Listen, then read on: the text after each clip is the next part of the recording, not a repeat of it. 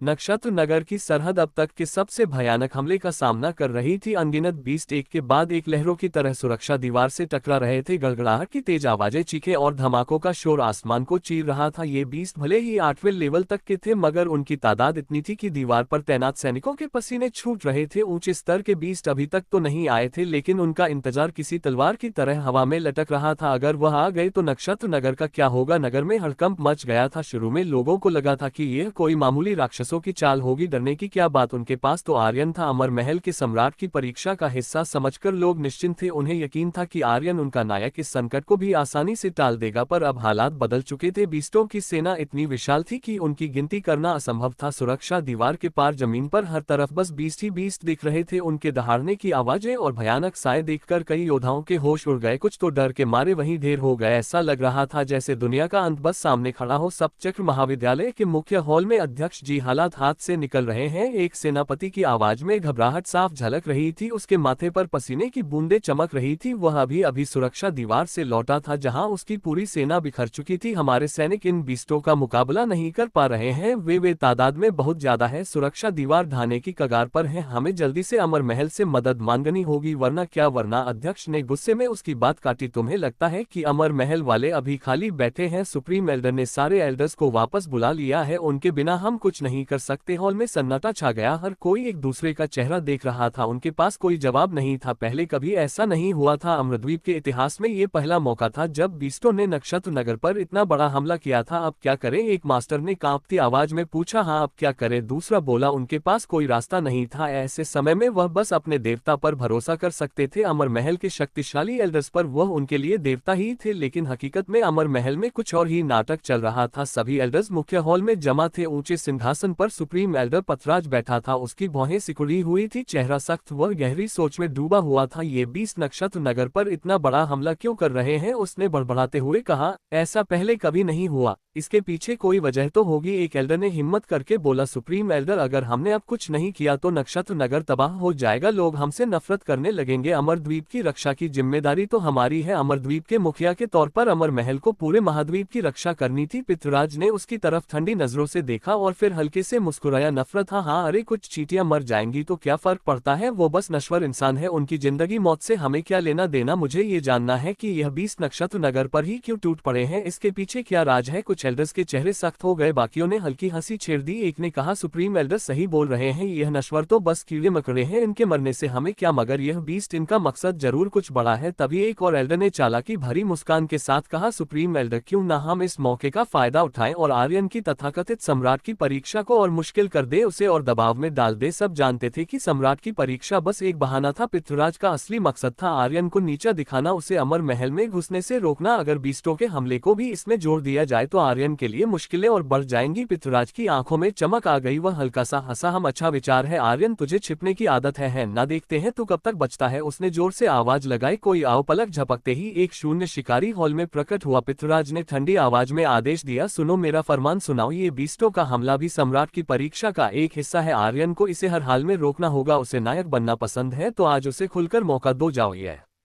खबर पूरे नक्षत्र नगर में फैला। वो रुका, फिर एक खतरनाक मुस्कान के साथ हंसते हुए खुद से बोला, चलो आर्यन, देखते हैं तू कितना टिकता है। बीस्टों की सेना को रोक भी लिया तो लाखों राक्षसों की सेना तैयार है, उसे कैसे रोकेगा? और अगर नहीं रोक सका तो फिर तुझे ड्रैगन पूंछ की समाधि ढूंढनी ही पड़ेगी। वह आर्यन को मारना नहीं चाहता था, अभी तो नहीं, वह उसे तोड़ना चाहता था, उसे बेहद गुस्सा दिलाना चाहता था, उसे नफरत और हताशा के उस कगार पर लाना चाहता था जहां वह ड्रैगन पूंछ की समाधि की खोज में मजबूर हो जाए। तभी ड्रैगन क्षेत्र खुलने की प्रक्रिया तेज होगी। नफरत इस दुनिया की सबसे बड़ी ताकत है। ये किसी को भी अपनी पूरी ताकत से लड़ने के लिए मजबूर कर सकती है। पृथ्वीराज को पूरा यकीन था कि इस चाल के बाद आर्यन ड्रैगन पूंछ की समाधि जरूर ढूंढ लेगा। दर्जनों शून्य शिकारी अमर महल से निकलकर नक्षत्र नगर के आसमान में प्रकट हुए। उन्हें देखकर लोगों को लगा कि वह उनकी मदद करने आए हैं, लेकिन उनकी उम्मीदों पर उस वक्त पानी फिर गया जब आसमान में एक ठंडी भारी आवाज गूंजी, आर्यन, ये बीस्टों का हमला भी सम्राट की परीक्षा का एक हिस्सा है। तुझे इसे हर हाल में रोकना होगा। यदि तू नाकाम रहा तो समझ ले कि तू सम्राट बनने के लायक नहीं है। इतना कहकर सभी शून्य शिकारी अगले ही पल गायब हो गए। लोग सन रह गए। सम्राट की परीक्षा। इस समय जब शहर तबाही के कगार पर था, लोगों को ये बात किसी मजाक से कम नहीं लगी, लेकिन धीरे धीरे उन्हें हकीकत समझ आने लगी। अमर महल की ओर से कोई मदद नहीं आने वाली थी। सारा बोझ अब आर्यन के कंधों पर था। गलियों में हाहाकार मच गया। कुछ लोग अभी उम्मीदली प्रार्थना कर रहे थे, आर्यन तू कहाँ है, हमें बचा ले, नक्षत्र नगर को बचा ले। लेकिन ज्यादातर लोग हताशा और गुस्से में डूब चुके थे। उनकी जुबान पर अब गालियां थी। पिछले 3 दिन से आर्यन कहीं दिखा ही नहीं, भाग गया होगा। काया नीच इंसान, अगर उसने सर्गेश्वर को नहीं मारा होता तो यह नौबत ही क्यों आती। यह सब उसी घमंडी की वजह से हुआ है। दक्षिण तरंग महाद्वीप का कचरा, मर जा आर्यन, मैं तुझसे नफरत करता हूँ, मैं भूत बनकर भी तुझे नहीं छोड़ूंगा। लोगों का गुस्सा अब आर्यन पर फट रहा था। कुछ तो उसकी राह देख रहे थे तो कुछ उसे कोस रहे थे। इंसान का स्वभाव ही ऐसा है, जब हालात बेकाबू हो जाते हैं तो वह दूसरों पर दोष मरने लगते हैं। नक्षत्र नगर के लोग अब पूरी तरह टूट चुके थे। नगर के एक कोने में शिवगिरी वासिका के आंगन में रुद्रसेन खड़ा था। उसकी आवाज में गंभीरता थी पर आंखों में एक अजीब सी चमक। सब तैयार हैं। आंगन में सिर्फ 100 लोग जमा थे। यह उनकी पूरी ताकत थी। इनमें ज्यादातर अर्कराज कुल के हकीम थे और बाकी कुछ गिने चुने शिष्य। सब ने एक साथ सिर हिलाया और जोर से बोले, तैयार है। रुद्रसेन ने गहरी सांस ली और कहा, आर्यन अब तक बाहर नहीं आया है, लेकिन हमें बीस्टों की सेना को रोकना होगा हर हाल में। तभी गौरांग ने जोश में दहाड़ लगाई, मास्टर के लिए। जगगा ने भी उसी उत्साह में चिल्लाया, मास्टर के लिए। पल भर में आंगन गूंज उठा। सभी लोग एक साथ चिल्लाए, मास्टर के लिए। उनकी आवाज में वह जुनून था जो सिर्फ सच्ची निष्ठा से आता है। वह जानते थे कि बाहर मौत इंतजार कर रही थी, फिर भी वह तैयार थे अपने मास्टर, अपने आर्यन के लिए। नगर की विशाल सुरक्षा दीवार के नीचे का मैदान अब बीस्टों का समुद्र बन चुका था। उनकी गिनती करना नामुमकिन था। हर तरफ बस उनके खौफनाक साए और दहाड़े गूंज रही थी। दीवार पर अब कोई सैनिक नहीं बचा था। शाही सेना हो या सप्तचक्र महाविद्यालय के सैनिक, सब डर के मारे भाग खड़े हुए थे। कोई भी उस खतरनाक ताकत का सामना करने की हिम्मत नहीं जुटा पाया। नगर की तंग गलियों में मेघना जोर जोर से चिल्ला रही थी, कोई है जो हमारे साथ लड़े, हमें एकजुट होना होगा और बीस्टों को रोकना होगा, हमारे साथ चलो। लेकिन उसकी पुकार सुनकर लोग मुंह फेर रहे थे। एक ने ताना मारा, तेरे साथ मरने कौन जाएगा। दूसरे ने गुस्से में कहा, ये सब आर्यन की वजह से हुआ है, अगर उसने बूढ़े सर्गेश्वर को नहीं मारा होता तो अमर महल के एल्डर अब तक हरकत में आ चुके होते। ये सब उसी की गलती है। मेघना ने ना तो जवाब दिया, ना ही वह लोगों को अपने साथ आने के लिए मनाना बंद कर रही थी। उसने एक शख्स को मनाने की कोशिश की, भाई तुम इतने ताकतवर हो, एक स्वर्णवीर हो, हमारे साथ चलो। वो शख्स हंसा और बोला, स्वर्णवीर मैं तो बस उदमवीर स्तर का कचरा हूँ, किसी और को ढूंढ लो। मेघना ने हार नहीं मानी। वो एक एक कर लोगों से मदद मांगती रही, भाई हमारे साथ चलो, नगर को बचाना है। लेकिन जवाब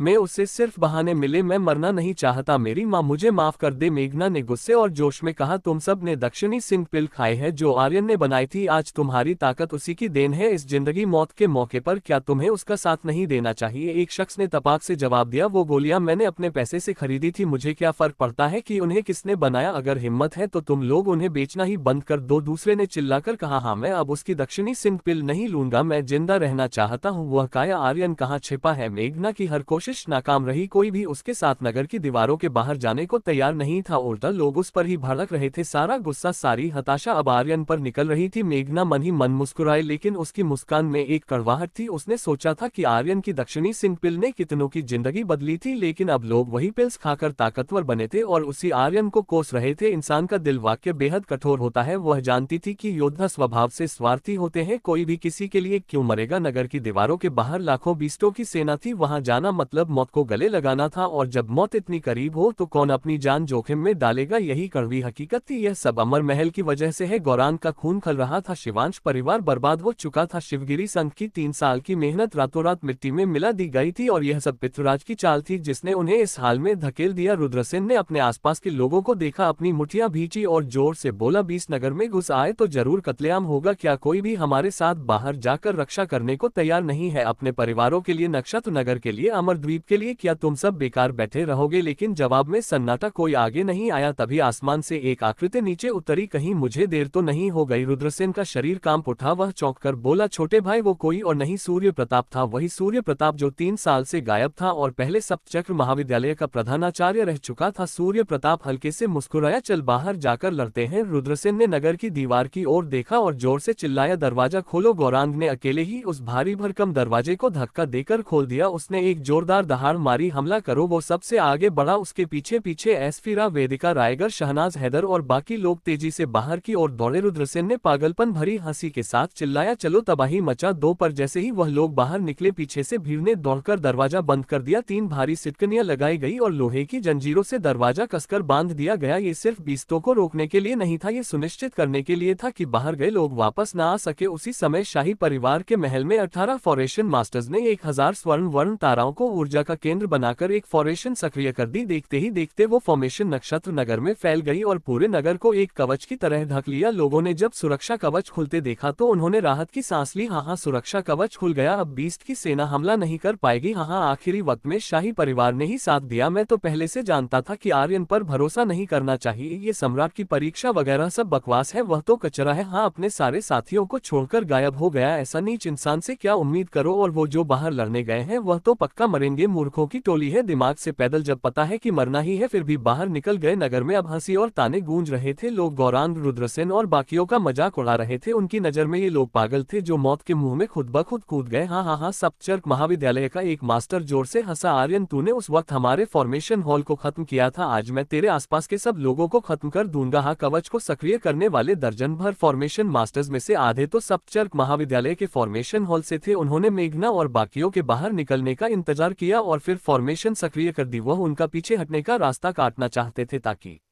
उनकी लाश भी ना बचे। महाविद्यालय में हंसी की आवाजें गूंज रही थी, बस देखते जाओ, जल्दी ही वह लोग कीमा बन जाएंगे। नगर के दरवाजे के बाहर जैसे ही सुरक्षा कवच खुला, हिमेश ने पीछे मुड़कर देखा, उसके होठों पर एक तिरस्कार भरी हंसी आई। वो बोला, हमें जानबूझकर फंसाया। हाँ हाँ हाँ, अव्यान भी हंसा और बोला, उन्हें नहीं पता कि हम जिंदा लौटने की सोच ही नहीं रहे, वो समझ नहीं सकते। रायघर मुस्कुराया और बोला, यंग मास्टर आर्यन के लिए तो हम पूरी दुनिया से भी दुश्मनी मोल लेने में भी नहीं हिचकेंगे, अगर कोई नहीं मानता तो उसे खत्म कर दो।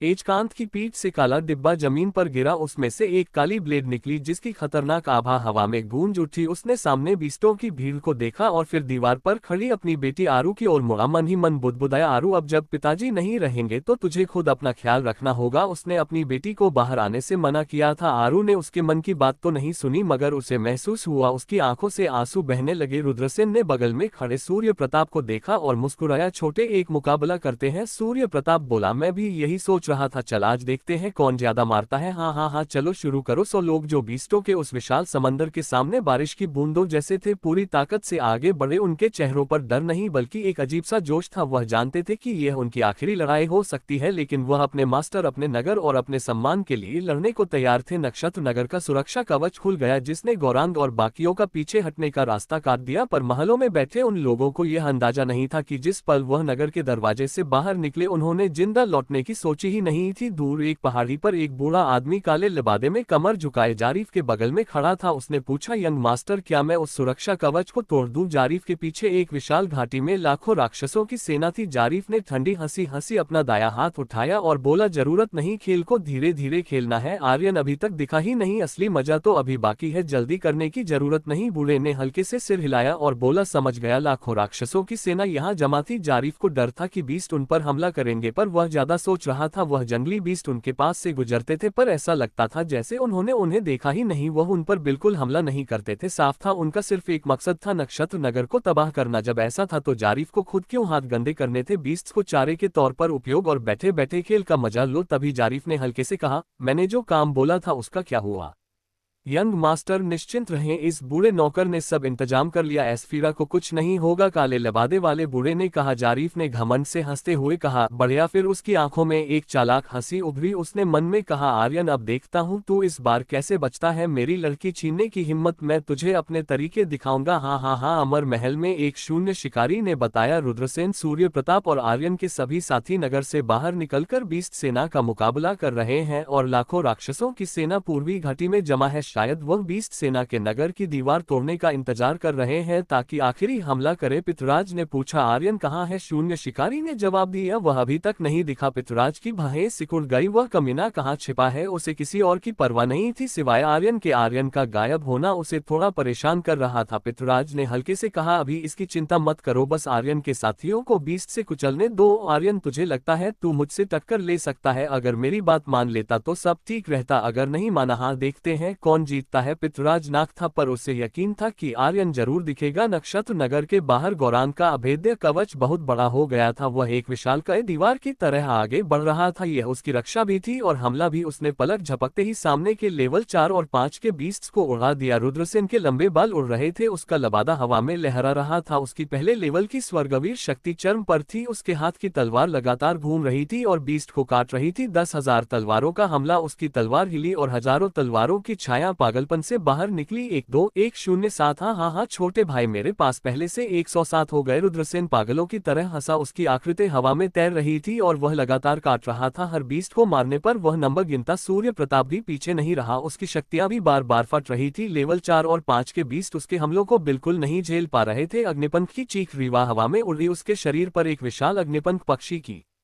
छाया दिखी। उसने अपनी सारी शक्तियां डाली और एक चीख मारी। ध्वनि तरंगे बिजली की तरह थी और वह आगे बढ़कर मार रही थी। जहां जहां ध्वनि तरंगे गई, बीस्ट्स के शरीर फट गए। रीवा का शरीर फिर हिला और उसके साथ रंगों वाले पंख हिलने लगे। पंख ब्लेड। उसने अपने पंख फड़फड़ाए और पंख तेज ब्लेड्स में बदल कर नीचे गिरे। ढेर सारे बीस्ट तुरंत गिर गए और एक झटके में मारे गए। रीवा की शक्तियां वास्तव में बेहद खौफनाक थी। इस तरह उसने सबसे ज्यादा बीस्ट मारे। रायगर हिला, उसकी आकृति गायब हो गई और पलक झपकते ही एक छोटे बीस्ट का सिर अचानक कट गया। खून फव्वारे की तरह छूटा। रायगर मुस्कुराया और बोला, छठे लेवल का बीस्ट? क्या ये लेवल 4 के 100 बीस्ट के बराबर होगा? पागल सपने देखो। के शरीर पर अरोरा पोशाक उभर आए और हाथ में प्रतिशोध तलवार उस जगह पहुंची जहां बीस्ट सबसे ज्यादा थे। एक ख्याल के साथ स्वॉर्ड इंटेंट पागलपन से फटने लगा। 3 स्वॉर्ड स्पिरिट्स एक साथ हमला कर रही थी। वो मन ही मन चिल्लाई, धारदार रस। हजारों बार आसमान से हजारों तलवारें गिरी। 3 स्वॉर्ड स्पिरिट्स एक साथ नाच रही थी। यह नजारा बेहद चौंकाने वाला था। हर बार जब वह हिलती, एक बीस्ट गिरता। इसे कोई नहीं रोक सकता था। वहां से थोड़ी दूर सैकड़ों बीस्ट के एक झुंड पर आकाश से एक काली ब्लेड नीचे गिरी। जमीन चटक गई और जहां जहां ब्लेड की ऊर्जा गई, सारे बीस्ट 2 टुकड़ों में कट गए। एक आकृति नीचे उतरी और काली ब्लेड उसके हाथ में आ गई। ब्लेड को खींचते हुए वह अचानक आगे कूदा जैसे उड़ती रेत और पत्थर। नक्षत्र 8 ब्लेड्स हवा में। एक जोरदार आवाज गूंजी और एक बेहद घमंडी शक्ति बाहर निकली। एक हमले में एक लेवल 8 के बीस्ट का शरीर 2 टुकड़ों में कट गया और वह तुरंत मर गया। एजकांत आसमान से उतरा और बोला, लेवल 8 का बीस्ट तो लेवल 4 के 100 बीस्ट का मुकाबला तो करेगा, है ना? उसी वक्त आसपास के बीस्ट अचानक आपस में लड़ने लगे। हजारों बीस्ट एक दूसरे पर हमला करते हुए गिरते जा रहे थे। हवा में एक अजीब सी गंध बह रही थी। वेदिका हल्के से मुस्कुराए और बोली, अब मेरी बारी है। मैं भी किसी से पीछे नहीं रहूंगी। उनमें से हर एक शख्स घमंडी था और पागलों की तरह बर्ताव कर रहे थे। असल में आर्यन के घमंडी और दबंग अंदाज का रंग उन पर भी चढ़ गया था। अगर कोई नहीं माने तो उसे खत्म करो। 100 लोग लाखों बीस्ट्स की सेना को रोक रहे थे और बीस्ट्स एक तरफ से हारते दिख रहे थे। लेवल 4, 5, 6 और यहाँ तक कि 7 और 8 के बीस्ट्स भी उनके सामने टिक नहीं पा रहे थे। पिछले 3 साल में वह बहुत शक्तिशाली हो गए थे, पर ये लेवल 4 से 8 तक के बीस्ट्स बस चारा थे और असली खौफनाक बीस्ट्स अभी तक नहीं आए थे। कुछ ऐसे बीस्ट्स भी थे जिन्हें उन्होंने पहले कभी नहीं देखा था। तभी दीवार पर मौजूद आरू को कुछ महसूस हुआ और वह जोर से चिल्लाई, गौरांग भाई बचका। तभी दीवार पर मौजूद आरू को कुछ महसूस हुआ और वह जोर से चिल्लाई, गौरांग भाई बचका। इससे पहले कि वो आगे कुछ बोल पाती, जमीन के नीचे से एक जोरदार आवाज आए और एक विशाल मुंह बाहर निकला और गौरांग को निशाना बनाकर उसे निगलने की कोशिश की। सब हैरान रह गए, ये कैसा बीस्ट है? गौरांग बचके भाई। गौरांग जो जमीन से निकला वह कोई साधारण बीस्ट नहीं था, यह एक राक्षसी भूदर बीस्ट था। इसे किसी शक्ति ने यहाँ बुलाया था और वह यहाँ की हर चीज को निगलने के लिए आया था। रीवा हिली, वह अपनी अग्निपंख चीख के साथ उस राक्षसी भूदर बीस्ट को हटाने की तैयारी कर रही थी, लेकिन तभी आरू का चेहरा पीला पड़ गया। वह जोर से चिल्लाई, रीवा दीदी। ध्यान से आसमान को चीरता हुआ एक विशाल काय बख्तरबंद ग्रिफिन बाहर निकला। उसकी नुकीली चोंच ने रीवा की अग्निपंख छाया पर जोर से वार किया। रीवा, उसके बाद दूर से जमीन छटकने की आवाज आए और कई राक्षसी लहरें बाहर निकली। इन बीस्ट्स की ताकत ऐसी थी जो अमृतद्वीप में पहले कभी नहीं देखी गई थी। यह सारे राक्षसी बीस्ट्स थे और सबकी आंखें लाल थी, मानो किसी के वश में हो। वह धरती आकाश की गहराइयों में छिपे थे। इस बार किसी शक्ति ने उन्हें बुलाया था और वह एक साथ नक्षत्र नगर में दिखे। वह नक्षत्र नगर को चूर चूर करना चाहते थे। पुच्छ रीवा ने मुंह से खून उगला, उसका शरीर नीचे झुका और वह आसमान से गिर गई। उसके बाद दर्जन भर बख्तरबंद ग्रिफिस आसमान से निकले और रीवा की ओर पागलपन से झपटे। उधर दर्जनों राक्षसी बीस्ट जमीन से बाहर निकले और रुद्रसेन व यशवंत की ओर कुचलते हुए आगे बढ़े। आधा मिनट पहले वह बीस्ट सेना को दबा रहे थे, मगर अब बीस्ट्स ने उन्हें पूरी तरह दबा लिया था। ये राक्षसी बीस्ट्स बहुत शक्तिशाली और ज्यादा थे। उनके मुकाबले में आर्यन के साथियों की तादाद बहुत कम थी। घेरा लगातार सिकुड़ रहा था। वेदिका का शरीर नीचे झुका और उसने काला खून उगला। उसने एक दिशा में देखा और चिल्लाई, सब लोग सांस रोक लो, यहाँ एक पॉइजन बीस्ट भी है और वह मुझसे ज्यादा शक्तिशाली है। वेदिका एक ताकतवर झटके से पीछे उछल गई। घेरा और सिकुड़ गया। वो अब और नहीं टिक पा रहे थे। इन राक्षसी बीस्ट्स का आना बहुत अचानक था और उनकी ताकतें बहुत अजीब थी, जैसे उनमें से हर एक को दबाने के लिए तैयार की गई थी। हाँ, अपनी ताकत से ज्यादा सोचना, अब मरने वाले हैं। अच्छा हुआ बिल्कुल आर्यन ने उन्हें छोड़ दिया, फिर भी वह बेवकूफी से आर्यन के लिए काम कर रहे हैं। क्या बेवकूफ लोग हैं, देखो कितने बुरे हाल में हैं, अब मरने वाले हैं। हाँ, नगर में कई लोग उनकी हंसी उड़ा रहे थे। उन्हें कुचलता देख वह खुश लग रहे थे। सप्तचर्क, महाविघले और शाही परिवार में भी हंसी की आवाजें गूंज रही थी। कोई उनके लिए दुखी नहीं था, कोई उनके साथ सहानुभूति नहीं रखता था। मेघना और बाकी लोग बेवकूफ थे। वह सचमुच आर्यन के लिए मरने गए। उन्हें बिल्कुल भी एहसान नहीं था कि मेघना और बाकी लोग नक्षत्र नगर की रक्षा कर रहे हैं। जरा सा भी नहीं। जमीन धंसी और एक खतरनाक बीस्ट जमीन के गहरे हिस्से से बाहर निकला। उसके शरीर से नर्क की आभा निकल रही थी। उसका शरीर विशाल था। वो जमीन में घुसा और बाहर निकला, फिर उदास आवाज में बोला, तुम सबको मरना होगा। रुद्रसेन, यशवंत और सूर्य प्रताप नरक बीस्ट के झटके से उछल गए। वह बार बार पीछे हटे और खून उगलने लगे। उनके चेहरे बेहद पीले पड़ गए। वह नर बीस्ट कम से कम 9वें लेवल के स्वर्गवीर योद्धा जितना शक्तिशाली था, वह ऐसी ताकत का मुकाबला नहीं कर सकते थे। इमोर्टल बीस्ट की सेना बस चारा थी। यह राक्षसी बीस्ट्स और नरक बीस्ट्स असली ताकत थे। रुद्रसेन जमीन से उठा, उसने दांत पीसे और दहाड़ा, यंग मास्टर आर्यन के लिए मारो उन्हें। आर्यन के लिए हर हाल में वक्त निकालना था। रुद्रसेन के पीछे यशवंत और सूर्य प्रताप भी आगे बढ़े, भले ही वह कुचले जा रहे हो, उन्होंने पीछे हटने की नहीं सोची। गौरांग पर भूदर बीस्ट भारी पड़ रहा था। वह जूझ रहा था। उस खौफनाक बीस्ट को देखकर गौरांग ने पूरी ताकत लगाई और दहाड़ा, मैं तुझसे आखिरी दम तक लड़ूंगा, बस इतना कहकर वह सीधे उसकी ओर झपट पड़ा। वह दर्पण में इस दृश्य को देखकर अमर महल में सारे एल्डर्स हंस रहे थे। ये लोग अब टूटने वाले हैं। ये राक्षसी और नरक बीस्ट्स बहुत शक्तिशाली हैं। मैंने कभी नहीं सोचा था कि अमर द्वीप में ऐसे बीस्ट्स होंगे। अगर वह मर गए तो मर जाए, मरना अच्छा है। हाँ, पृथ्वीराज की बाहें सिकुड़ गई। उससे अभी भी आर्यन की मौजूदगी का एहसास नहीं हो रहा था। तू सचमुच भाग तो नहीं गया ना, यही उसकी चिंता थी। दूसरी ओर एक एक करके वह जमीन पर कुचले जा रहे थे। सबके शरीर इतने बिगड़ गए थे कि पहचानना मुश्किल था। खून बह रहा था और उनके शरीर पर अनगिनत जख्म थे। अर्कराज कुल के हकीम, एल्डर्स, चक्र, योग हॉल के सारे शिष्य, रायगर, शहनाज, सब एक एक करके गिर रहे थे। वह सचमुच अब और नहीं टिक पा रहे थे। आर्यन वहां नहीं था। उनके दिलों की रीढ़ टूट गई थी और उनकी लड़ने की ताकत आधी हो गई थी। उनके दिलों में नफरत थी। मैं और शक्तिशाली क्यों नहीं बन सका? मैं आर्यन का बोझ और क्यों नहीं बांध सका? क्यों? अचानक वेदिका टूट गई और लुढ़क कर जमीन पर गिर पड़ी। वो आसमान की ओर पागलपन से चिल्लाए, आर्यन तू कहाँ है? हमें बचा। रीवा भी टूट गई और जोर से चिल्लाई, बड़े भाई आर्यन तुम कहाँ हो? हमें बचाओ। एक एक करके उनके दिल टूट रहे थे। चोटों की वजह से नहीं, बल्कि अपने आसपास के लोगों को एक एक करके गिरते देखने की वजह से। ये दर्द बहुत ज्यादा था। नगर की दीवार पर आरू ने अपने हाथ जोड़े, उसकी आंखों से आंसू टपक रहे थे। वो रोते हुए बोली, बड़े भाई तुम कहाँ हो? जल्दी आओ, जल्दी वापस आओ। एस्पिरा दीदी और बाकी लोग अब और नहीं टिक पाएंगे, जल्दी वापस आओ। इस दौरान बीस्ट सेना अभी भी पागलपन से आगे बढ़ रही थी। जमीन के गहरे हिस्सों से नरक बीस्ट्स, आकाश से निकलने वाले राक्षसी बीस्ट्स की तादाद अभी भी बढ़ रही थी। इतनी ताकतवर बीस्ट सेना के सामने 100 लोग क्या, लाखों की सेना भी नहीं टिक पाएगी। अब तक उनका टिकना अपने आप में एक चमत्कार था। अचानक नक्षत्र नगर के ऊपर आसमान से एक जोरदार आवाज आई। नगर के लोगों के चेहरे बदल गए। उन्हें लगा कि कोई और खतरनाक बीस्ट नक्षत्र नगर में घुस आया है। पर तभी एक इंसानी आकृति बाहर निकली। जब उन्हें पता चला कि यह इंसान है तो वह थोड़ा शांत हुए। 2 बार हवा में चलकर वह आकृति सीधे नगर की दीवार पर उतरी। जब आरू ने उस आकृति को देखा, उसकी आंखें आंसुओं से चमक उठी। वह बोली, बड़े भाई तुम आखिरकार आ गए। आर्यन आ गया था।